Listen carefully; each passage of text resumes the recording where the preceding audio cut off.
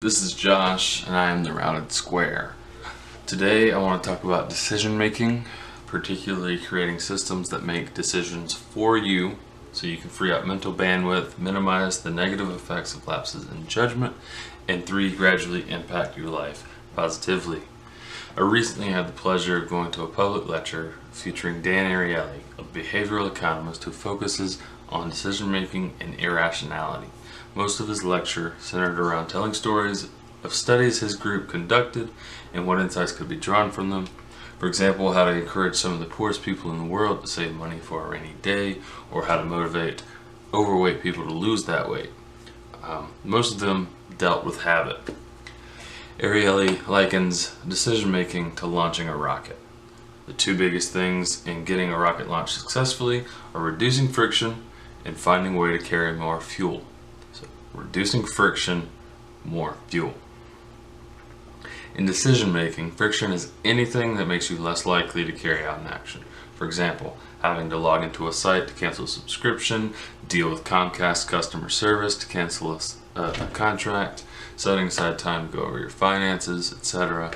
Adding fuel is simply finding a way to motivate that action, be it positive or negative. So these are things like setting a reminder, scheduling a time for a task instead of simply adding it to a to-do list for some day, or even putting in place punishments for bad behavior and missed opportunities. So how can we use these to our advantage? Pick an action you want to incorporate into your life. For example, saving for a rainy day or investing for retirement. Both of these can be solved the same way, by reducing friction. Spend 10 minutes one day and you can set up automatic account drafts on any schedule you pick. So say you want to decide that you want to save or invest $500 a month and you get paid twice a month. The easiest way to do this would be to schedule 2 automatic transfers of $250 each, 1 or 2 days after each payday. This helps in 3 ways. 1.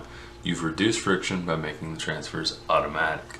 2. You are insulated from impulse and lapses in self-control because the money is removed from your checking account and simply isn't available. You're making the decision and doing the work now, so you don't have to make the decision multiple times later. 3. You've increased the friction of the bad side of this habit. Spending the money in a way that doesn't coincide with your priorities. The increased friction is the extra effort and downtime needed to transfer funds from a savings or investment account to your checking, making... God damn it.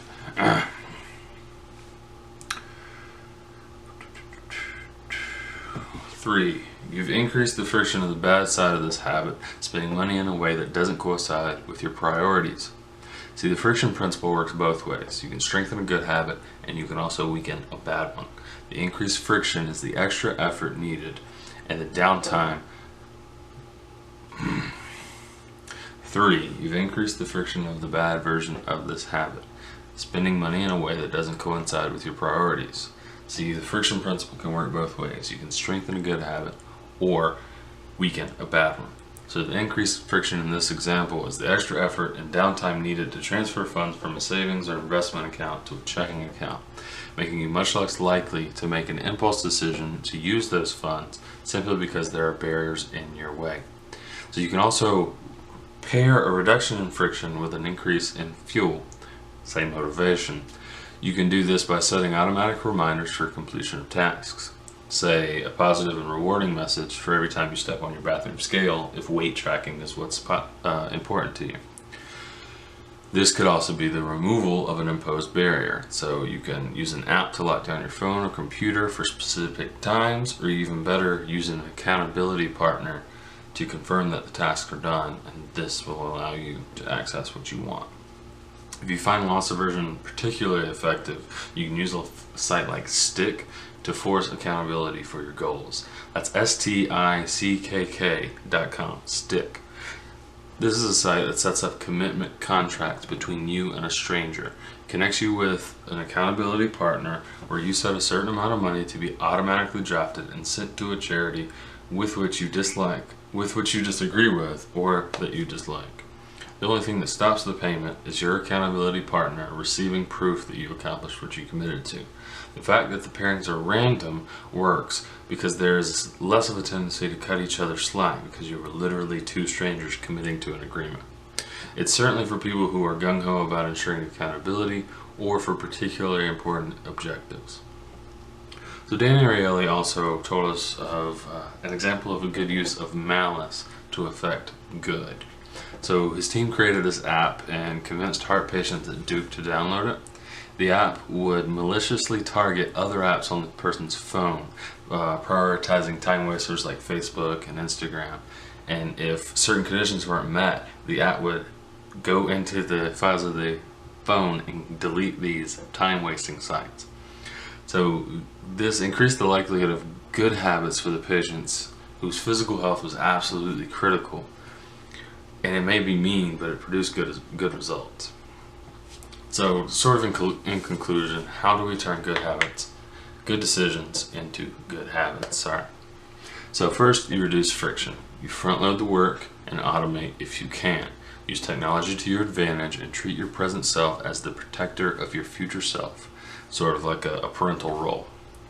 You can also set aside time to batch these decisions and tasks. Take time, say one Sunday of each month, to conduct an audit of the tasks you want to add, remove, or modify, commit, and follow through.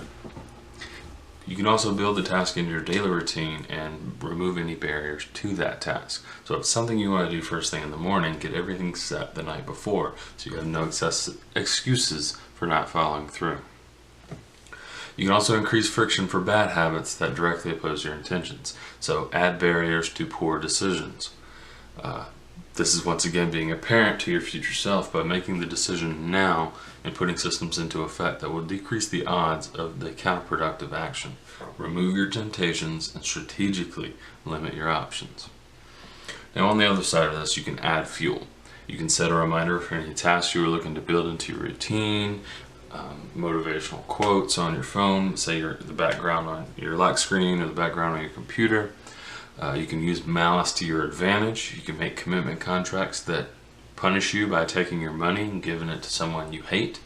You can conscript someone to judiciously punish you by locking you out of your phone or by password protecting certain apps. You can also use malice to your advantage, make commitment contracts that take your money and give it to someone you hate or cause you hate. You can also conscript someone to judiciously punish you by locking you out of your phone or by password protecting certain apps. So that's really all I have for you today. If you find this helpful, let me know down below. If you've got a comment or behavior you're looking to modify, also mention that in a comment below. Tell me what you plan to do to accomplish that. I encourage you to look up Dan Ariely if you're into behavioral psychology or economics, and stay tuned. Should have another video up here pretty soon. Thank you.